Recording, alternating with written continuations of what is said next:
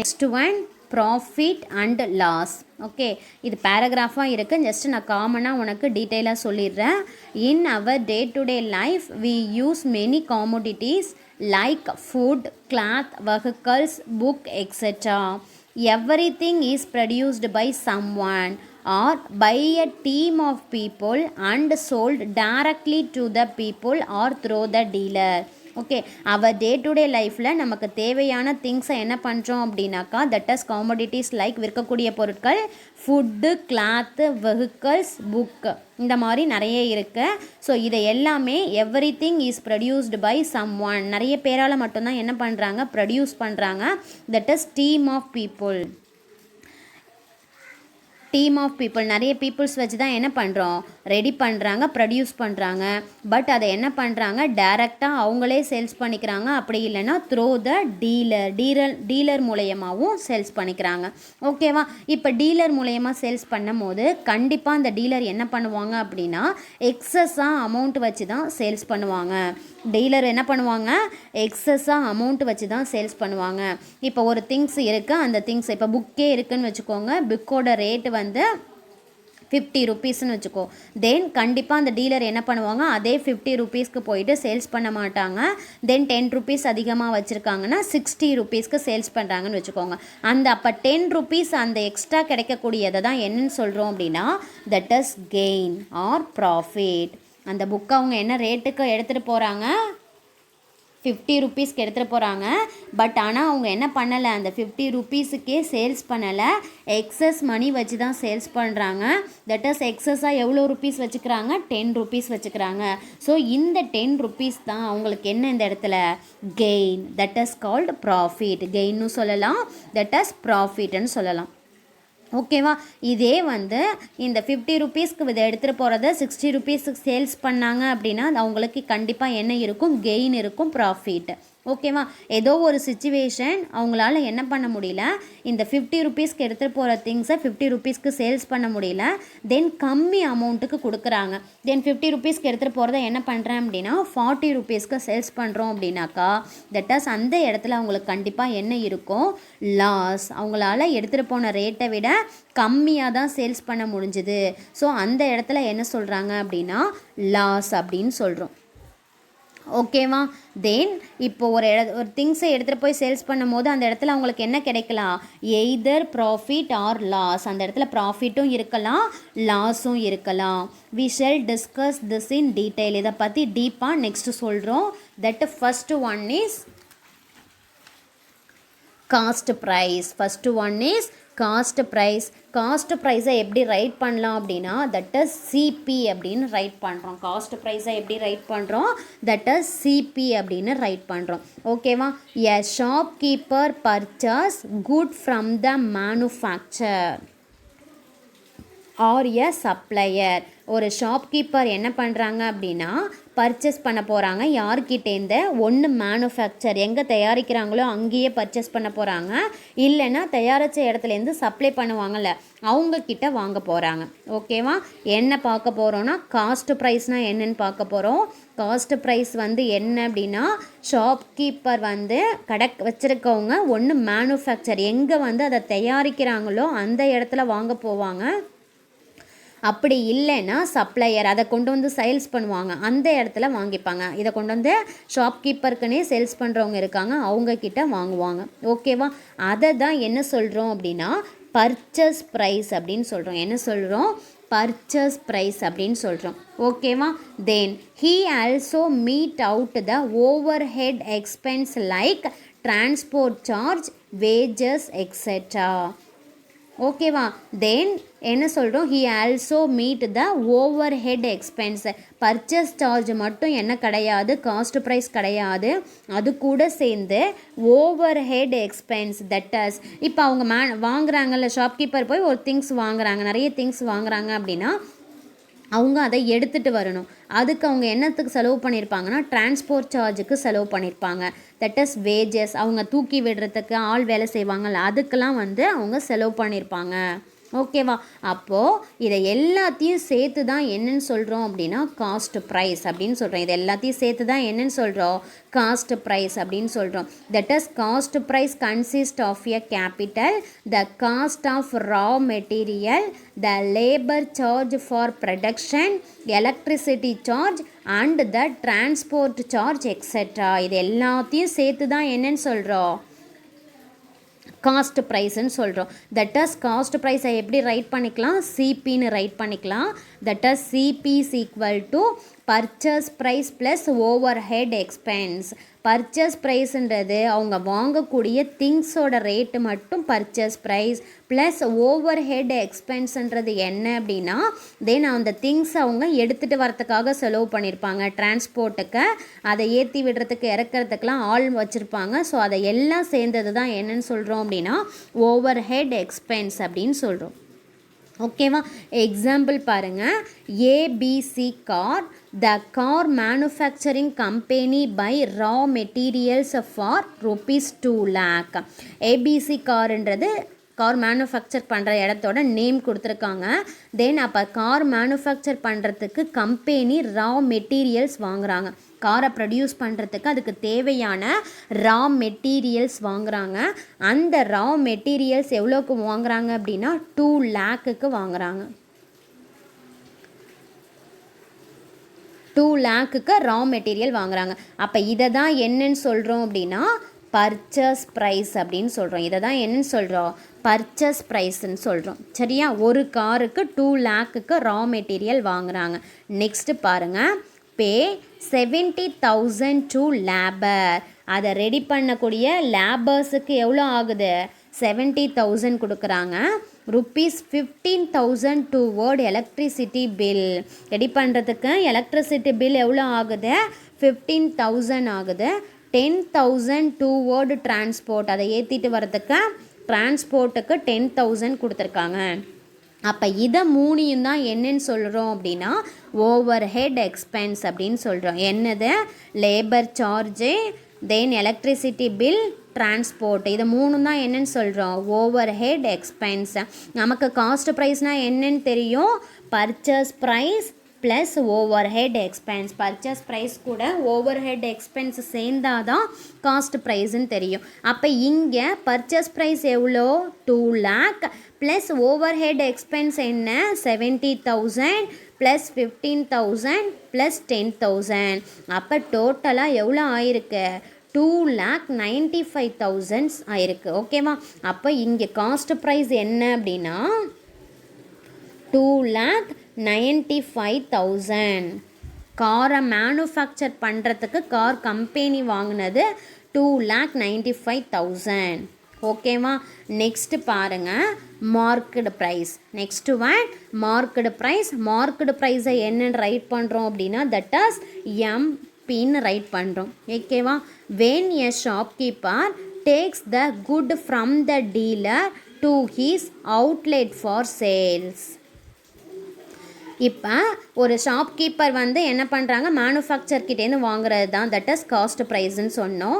இப்போ என்ன பண்ணுறோம் அப்படின்னா when the shopkeeper takes the good from the dealer to his outlet for sales. Shopkeeper வந்து டீலர்ஸ்கிட்டேருந்து வாங்கும் போது அவங்க வந்து ஒரு நல்ல ரேட்டை எதில் ஃபிக்ஸ் பண்ணிடுறாங்க அப்படின்னாக்கா தென் அந்த காருலேயே ஃபிக்ஸ் பண்ணிடுறாங்க. தட் இஸ் அதை தான் என்னன்னு சொல்கிறோம் மார்க்கெட் ப்ரைஸ் அப்படின்னு சொல்கிறோம். That is he has to make profit in his business.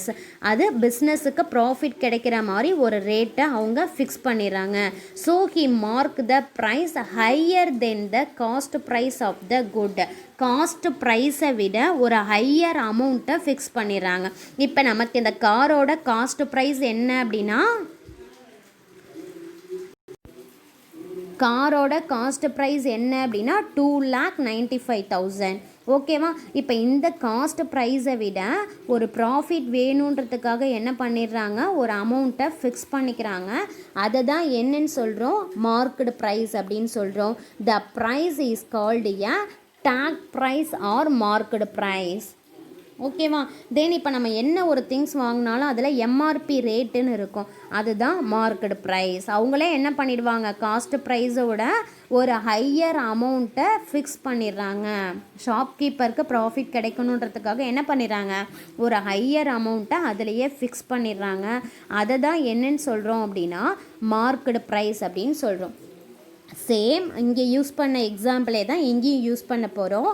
கவனி, ABC car likes to make ₹50,000 as it profit. அதே ஏபிசி காரை என்ன பண்ணுறோம், எவ்வளோ ப்ராஃபிட்டுன்னு ஃபிக்ஸ் பண்ணுறாங்க, 50,000 ஃபிக்ஸ் பண்ணுறாங்க. So it fix up the market price of the car. அப்போ காரோட மார்க்கெட் ப்ரைஸ் என்னன்னு ஃபிக்ஸ் பண்ணிடுவாங்கன்னா, ஆல்ரெடி நம்ம காரோட காஸ்ட் ப்ரைஸ் என்ன, 2,95,000 ப்ளஸ் அவங்க எவ்வளோ ப்ராஃபிட்டுன்னு ஃபிக்ஸ் பண்ணியிருக்காங்க, 50,000. ஸோ இது ரெண்டையும் ஆட் பண்ணி 3,45,000ன்றத மார்க்கெட் ப்ரைஸ்ன்னு அந்த டேக்கில் ஒட்டிடுவாங்க. ஓகேவா. காரில் அந்த டேக்கில் 3,45,000 அப்படின்றத மார்க்கெட் ப்ரைஸ் அப்படின்றத எதில் டேக்கில் ஒட்டிடுறாங்க. ஓகேவா. அப்போ நமக்கு மார்க்கெட் ப்ரைஸ் எப்போதுமே எல்லா திங்ஸ்லேயுமே என்ன இருக்கும், கண்டிப்பாக மார்க்கெட் ப்ரைஸ் இருக்கும். அது ஷாப்கீப்பருக்கு ப்ராஃபிட் வர மாதிரி தான் ஃபிக்ஸ் பண்ணியிருப்பாங்க. ஓகேவா. Next one, discount. The reduction of cost on the market price for the purpose of attracting the customer or some other reason is called discount. இப்போ நம்ம ட்ரெஸ் எடுக்க போகிறோம், கடையில் என்ன கொடுப்பாங்க, இந்த இதுக்கு ட்ரெஸ்ஸுக்கு டிஸ்கவுண்ட் பண்ணியிருக்கோம் அப்படின்னு சொன்னாக்கா கண்டிப்பாக நம்ம என்ன பண்ணுவோம், நல்ல குவாலிட்டியாக இருக்கான்றதை செக் பண்ணாமல் டிஸ்கவுண்ட் இருக்கான்னு பார்த்து தான் போவோம் ரைட்டா.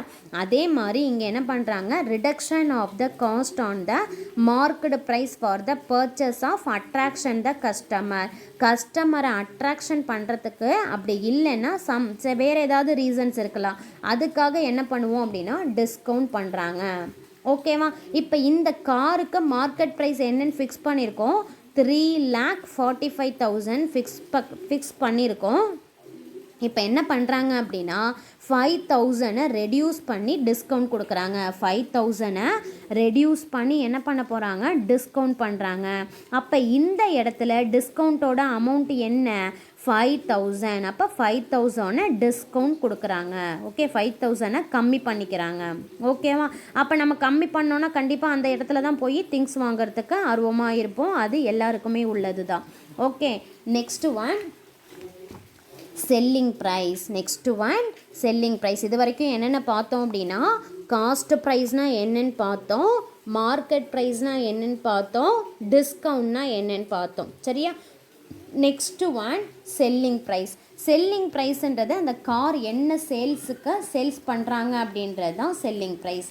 Okay, then the amount that a customer pay to a commodity after availing the discount whenever possible is called as selling price. இப்போ மார்க்கெட் ப்ரைஸ்லேருந்து அவங்க டிஸ்கவுண்ட் பண்ணாங்கல்ல, டிஸ்கவுண்ட் பண்ண அமௌண்ட்டை போக பேலன்ஸ் எவ்வளோ அமௌண்ட்டுக்கு அவங்க சேல்ஸ் பண்ணியிருக்காங்களோ அதை தான் என்னன்னு சொல்கிறோம், செல்லிங் ப்ரைஸ். எக்ஸாம்பிள் பாருங்கள், அந்த காருக்கு நம்ம மார்க்கெட் ப்ரைஸ் என்ன ஃபிக்ஸ் பண்ணணும், 3,45,000 ஃபிக்ஸ் பண்ணணும். ஓகேவா. அப்போ selling price of the car sold by ABC car is 3,45,000 fix பண்ணோம்.